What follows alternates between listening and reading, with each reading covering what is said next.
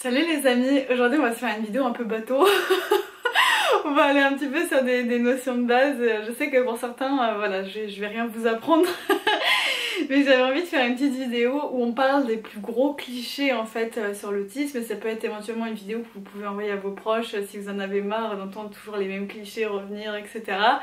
Alors je vais évidemment pas admettre tous les clichés, mais voilà, certains que j'entends le plus souvent, notamment quand je parle d'autisme à des personnes qui sont typiquement dans la catégorie des moldus, hein, c'est-à-dire les gens qui ne connaissent absolument pas en fait ce trouble. Bref, j'en ai reporté combien, je ne sais plus, 1, 2, 3, 4, 5, 6, quelque chose comme ça, 6, ouais.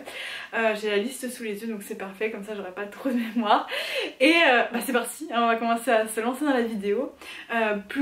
Premier cliché que j'avais noté, les autistes ne comprennent aucun humour et aucune expression imagée. Voilà. Alors déjà on va se poser un peu la question d'où vient ce cliché. Voilà. Ce cliché il vient du fait qu'effectivement il y a une grande part des autistes qui ont du mal avec tout ce qui est second degré, sous-entendu, choses qu'on qu'on ne dit pas vraiment directement mais qu'on dit quand même, tout ce genre de choses en fait, voilà. Et effectivement il y a une partie des autistes qui a vraiment des très gros soucis à ce niveau là, et notamment dans la compréhension des expressions, dans la compréhension des blagues, des images, hein, tout simplement qu'on utilise pour parler de certains trucs, des métaphores, ce genre de choses, voilà. Effectivement, il y a une partie non négligeable en fait des personnes autistes qui ont des soucis avec ça. Mais par contre, c'est une erreur totale de penser que c'est un critère diagnostique obligatoire pour toutes les personnes autistes.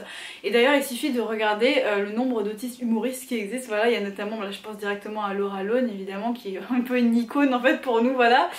Mais c'est vrai que c'est tout à fait possible d'être autiste et de très bien comprendre les blagues, d'avoir un super second degré, même d'avoir un humour en fait qui est caractéristique, qui nous est propre en fait, qui est caractéristique aussi de notre différence, ce qui est un peu le cas aussi de Laura Lone, puisque voilà, elle se sert aussi de son côté bien rentre dedans et tranchant pour donner du piment à son humour, et c'est un truc qui cartonne, hein, voilà, elle a beaucoup de succès. Enfin bref, voilà, et les autistes aussi sont aussi capables bien sûr d'apprendre les expressions, voilà. Ce qui arrive très souvent en fait, et que je vois aussi dans les témoignages et qui m'est arrivé aussi à moi, c'est que les autistes enfants vont peut-être avoir un peu plus de mal à comprendre au début les expressions imagées pardon, du type voilà, la course contre la montre, avoir les yeux plus gros que le ventre, ce genre de choses. Voilà, quand on est enfant ça peut surprendre en tant qu'enfant autiste, mais voilà, c'est des choses qu'on peut très facilement apprendre. Voilà, on a un cerveau qui fonctionne très bien et on peut très bien aussi apprendre très vite les expressions, et généralement les autistes adultes comprennent toutes les expressions de base, du type voilà, avoir la langue, pas avoir la langue dans sa poche, ce genre de choses, voilà.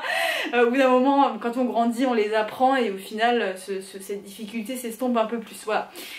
Mais encore une fois, c'est une difficulté qui varie énormément d'une personne à l'autre, hein. Il y a des personnes autistes qui ont des très grosses difficultés à ce niveau là, mais il y en a aussi énormément, et ça je vois beaucoup dans vos témoignages qu'il y a aussi beaucoup de personnes autistes qui apprennent très bien aussi tout ça et finissent par quasiment plus avoir de difficultés au niveau du second degré. Voilà, donc ça c'était vraiment important de le mentionner, notamment parce qu'il y a beaucoup de personnes autistes qui doutent en fait de leur diagnostic ou de leur éventuel diagnostic, parce qu'elles ont le sentiment que globalement elles comprennent très bien le second degré, et que la plupart des autistes ont l'air de pas comprendre le second degré, donc du coup ça crée un peu une dissonance. Bref, je tiens à le préciser, vous pouvez très bien être autiste et être très à l'aise avec tout ça. Voilà. Ensuite, deuxième gros cliché voilà, on m'a encore posé la question récemment, voilà, donc pour dire à quel point c'est tenace, mais l'autisme c'est pas un truc qu'il faut guérir en fait.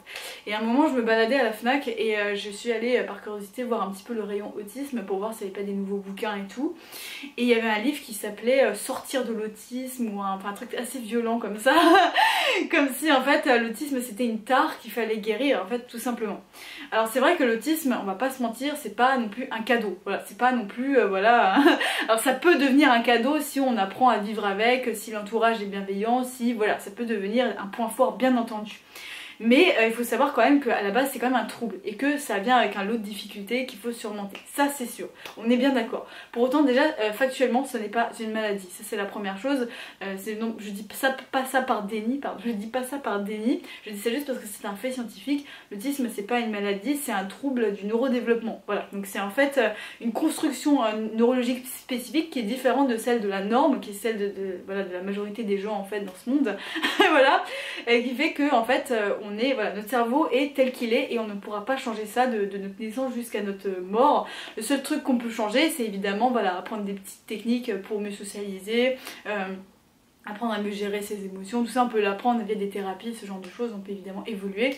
Et ça me marque beaucoup parce que à l'époque où j'étais en train d'attendre mon diagnostic, j'étais passée à la télé à un moment pour parler du mutisme sélectif dans une émission qui s'appelle Ça commence aujourd'hui sur France 2. Je pense que vous pouvez retrouver ça sur internet en tapant Ça commence aujourd'hui mutisme sélectif. Je pense que vous allez trouver du coup mon interview, enfin mon passage à la télé, enfin moi je sais pas comment on dit ça. Et il y a une personne en fait qui m'a écrite par mail et qui m'a dit bonjour mes anges, j'ai vu ton passage à la télé, je suis quasiment certaine que tu es autiste, je sais pas si tu sais ce que c'est que l'autisme. Et en fait, dans mon passage à la télé, j'avais dit oui, l'autisme ça se guérit pas. Voilà, parce que il me semble qu'on m'avait posé la question au sujet de l'autisme à un moment, voilà, et j'ai dit ouais, l'autisme ça c'est pas quelque chose qui se guérit. Et il y a quelqu'un qui m'a écrit qui m'a dit mais non, je sais pas si tu sais ce que c'est que l'autisme, parce qu'à un moment tu dis que ça se guérit pas, je pense qu'il va falloir qu'on discute, etc. Enfin bref, la personne avait l'air de se la jouer, moi je sais tout mieux que toi, mais en réalité je vous dis les amis, je vous le redis maintenant que j'ai été diagnostiquée et que j'ai lu je sais pas combien de livres sur l'autisme, non, l'autisme ne se guérit pas.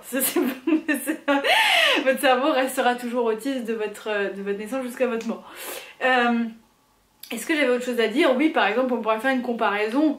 Moi, j'ai les cheveux châtains, je vais jamais guérir du fait d'être châtain. Alors ça, je pourrais me teindre les cheveux, je pourrais voilà, les couper plus ou moins courts, plus ou moins longs, mais je pourrais jamais guérir du fait d'être châtain. C'est impossible. Je suis châtain, je suis toujours châtain au fond. Voilà. Bref, c'était tout ce que j'avais à dire sur ce cliché. Je me suis beaucoup attardée, notamment avec mon anecdote sur la télé. Mais bon, on va passer au cliché suivant. 3. Les autistes sont hyper intelligents. Alors ça, c'est je crois le cliché qui tombe le plus. Genre vraiment, zéro blague. À chaque fois que je dis que je suis autiste ou que je commence à parler de ce que je fais sur ma chaîne YouTube, de mon travail, etc. sur YouTube, il y a beaucoup de gens qui me disent ah mais du coup c'est vrai que les autistes ils sont supérieurement intelligents, est-ce que c'est vrai que vous êtes des génies, etc. etc. etc. Bon, je vais pas le répéter non plus 15 000 fois, enfin si je vais le répéter 15 000 fois parce qu'il y a toujours des gens qui vont arriver ici pour la première fois, donc je le dis. Les autistes qui ont des talents hallucinants, genre qui arrivent à mémoriser des paysages et ensuite les dessiner à la perfection sur un dessin 3-4 heures après. Les autistes qui font des calculs hallucinants, qui savent en un regard te dire combien il y a de personnes dans une pièce alors qu'il y a genre 103 personnes, ce genre de choses. Toutes les personnes autistes de ce type là, ouais, la série qui s'appelle Good Doctor là typiquement, ou Rain Man, ou ce genre de film qu'on retrouve dans les médias, voilà, bref. Tout ça, c'est une spécificité encore à part de l'autisme qui s'appelle le syndrome du savant. Voilà, donc vous pouvez faire une bête recherche sur Google, chercher ce que c'est que le syndrome du savant. La plupart des autistes n'ont pas le syndrome du savant, les amis. Voilà, c'est juste des personnes avec une intelligence soit dans la moyenne, soit ils sont voilà, en déficience ou HPI, voilà. Mais c'est des personnes avec des intelligences tout à fait classiques dans la norme, etc. Donc forcément, quand on parle d'hyper-intelligence, de syndrome du savant, etc., ça concerne certes une partie des autistes, mais absolument pas la majorité d'entre eux. Donc je pense que c'est très excessif d'associer une hyper-intelligence à l'autisme, voilà. Et néanmoins, voilà, la raison pour laquelle souvent on a l'impression que les autistes sont un peu plus intelligents, enfin c'est voilà, l'impression qu'on peut avoir, même dans les autistes qui ont des QI dans la moyenne, ce qu'on voit souvent c'est que voilà, les autistes peuvent se passionner de façon démentielle pour un sujet, ça s'appelle les intérêts spécifiques hein, dans le jargon autistique, et donc voilà, si un autiste se passionne pour les dragons, j'ai n'importe quoi, et un gros intérêt spécifique pour les dragons, bah, il va s'informer jour et nuit sur les dragons, il va lire plein de livres sur les dragons, il va passer son temps à regarder des vidéos, des films, des machins sur les dragons, et forcément il va en connaître un rayon sur les dragons, naturellement. Et donc du coup, quand il va parler des dragons avec des termes très spécifiques, on va avoir l'impression qu'il est super intelligent ou intelligente, parce qu'il a l'air de voilà, connaître plein d'informations, avoir une mémoire de ouf. En fait c'est juste qu'il a passé beaucoup de temps sur étudier les dragons et puis voilà. c'est juste ça. Et voilà, vous demandez à la même personne par exemple de faire un calcul mathématique, elle va peut-être avoir beaucoup de mal, enfin bref, encore une fois tous les QI existent dans l'autisme, absolument tous les QI existent dans l'autisme, donc non, oui c'est un cliché de dire que les personnes autistes sont supérieurement intelligentes, voilà. Bref. Ensuite, cliché très tenace suivant, les autistes, ouais, l'autisme c'est un trouble qui se voit, voilà, l'autisme c'est un trouble qui se voit. Moi c'est la remarque que je me prends le plus souvent quand je parle d'autisme à des moldus, c'est ah oui mais moi mon petit neveu, mon petit cousin, mon petit ceci, mon petit cela, il est autiste mais clairement chez lui ça se voit, voilà, c'est la remarque. Je crois que c'est la deuxième remarque que je me prends le plus après celle d'avant, c'est ah oui mais ça se voit pas en fait, ça se voit pas, c'est bizarre, ça se voit pas du tout, enfin bref tout ce genre de remarques, voilà. L'autisme ne se voit pas forcément, voilà.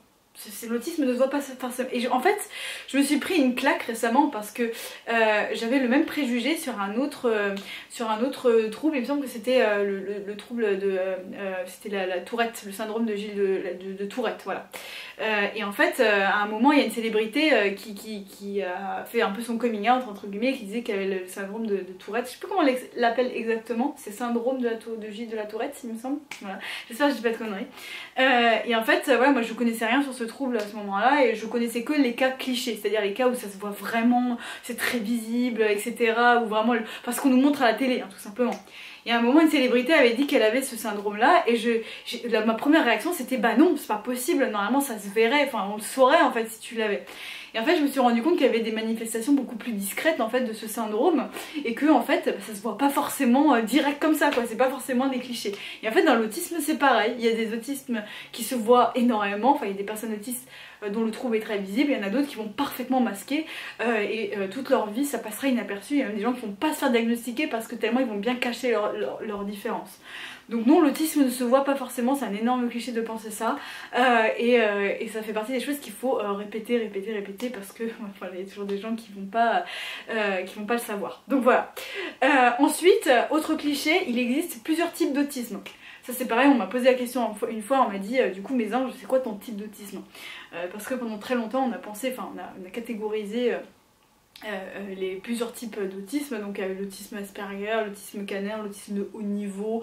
D'ailleurs j'ai jamais trop compris la différence entre autisme de haut niveau et autisme Asperger à l'époque, voilà, j'ai jamais compris, j'ai regardé plein de sources, on m'a donné toutes les réponses possibles différentes, bref, grosse dinguerie, bref, bon, j'ai jamais compris, mais bon, non, il n'y a plus, en fait, scientifiquement aujourd'hui ce n'est plus d'actualité, il n'y a plus de différents types d'autisme, il n'y a qu'un seul type d'autisme qui s'appelle les TSA, les troubles du spectre autistique, et en fait chaque personne est à un endroit différent du spectre, mais ça s'appellera toujours le syndrome de, enfin le trouble du spectre autistique, voilà.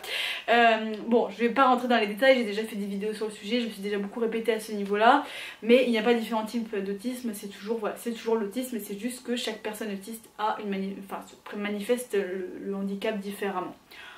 Voilà. Et ensuite, dernier cliché, les autistes détestent les gens. Non, les autistes ne détestent pas les gens. Alors évidemment, il y a toujours des cas, moi notamment je le vois aussi dans vos témoignages, qu'il y a certaines personnes autistes qui ont tellement été stigmatisées, qui ont tellement été rejetées par les autres par rapport à leurs différences, qui ont tellement des traumas par rapport à la vie sociale à certains moments, qu'ils vont développer en fait cette envie de littéralement s'isoler en fait de tout le monde, et qui vont devenir des ermites hein, quelque part, et qui vont vraiment détester les gens. Voilà, littéralement. Il y en a forcément, évidemment il y en a forcément, mais la grande majorité des autistes ne détestent pas les gens, c'est juste que, encore une fois, quand on a des difficultés significatives au niveau des interactions sociales, c'est beaucoup plus naturel en fait finalement de se replier un peu sur soi, de parfois un petit peu cacher sa vraie nature, avoir du mal à communiquer avec les gens tout simplement, voilà, parce que c'est difficile quand on est différent, hein, voilà.